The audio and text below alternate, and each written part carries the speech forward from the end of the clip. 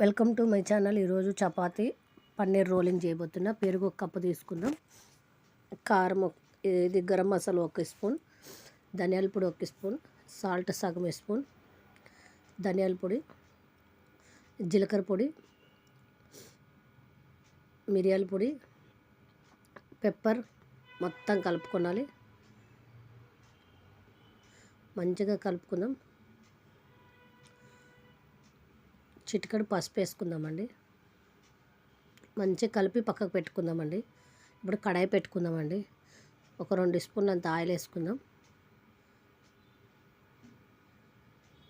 ఉల్లిపాయలు వేసుకుందాం. ఒకటి సన్నగా తరిగి పెట్టుకున్న ఉల్లిపాయలు వేసుకుందాం. మంచి ఫ్రై చేద్దాం.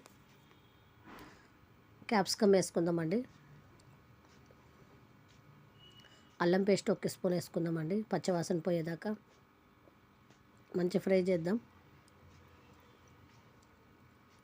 పన్నీర్ వేసుకుందాం. చిన్న ముక్కలు కట్ చేసుకున్న చిన్న కప్పు అంతా పన్నీర్ వేసుకుందాం.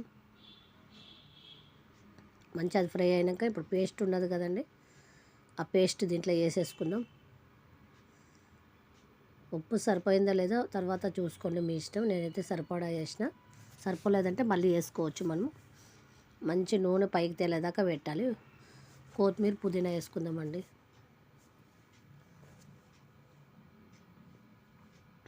ఇప్పుడు కొత్తిమీర వేసి పక్కకు పెట్టేస్తాం. కలిపేసి ఒకసారి నూనె మొత్తం పైకి తేలిపోయింది. చిక్కగా ఉండాలి చపాతీలో పెట్టి రోల్ చేయడానికి, ఎందుకంటే పలసగా ఉంటే రాదు. అది ఇట్లా చిక్కగా అయి నూనె మొత్తం పైకి తేలాలి.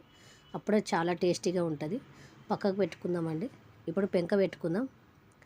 ఇప్పుడు చపాతీ చేసుకొని కాల్చుకుందామండి. ఎన్ని చపాతీలు కావాలో అన్ని చపాతీలు కాల్చి పక్కకు పెట్టుకోవాలి.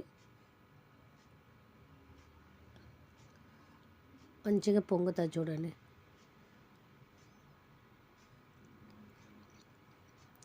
లైట్గా నూనె వేస్తే చాలు. వేస్తే వేయచ్చు, లేకపోతే అట్లా కూడా కాలవచ్చు. పిల్లలకైతే బాగోదు అని కొంచెం లైట్గా నూనె వేస్తున్నా. పక్కకు తీసుకుందాం. ఇంకొక చపాతీ వేసుకుందాం. నేను ముగ్గురికి అట్లా కలుపుకున్నా. మీ ఇష్టం ఎంతైనా వేసి కలుపుకోవచ్చు. ఒక ప్లేట్లోకి తీసుకుందామండి. ఇప్పుడు చపాతీ రోలింగ్ చేద్దాం. పన్నీర్ స్టఫ్ చేద్దాం. దాంట్లో పెట్టి పన్నీర్ మసాలా పెడదాం ఫస్ట్.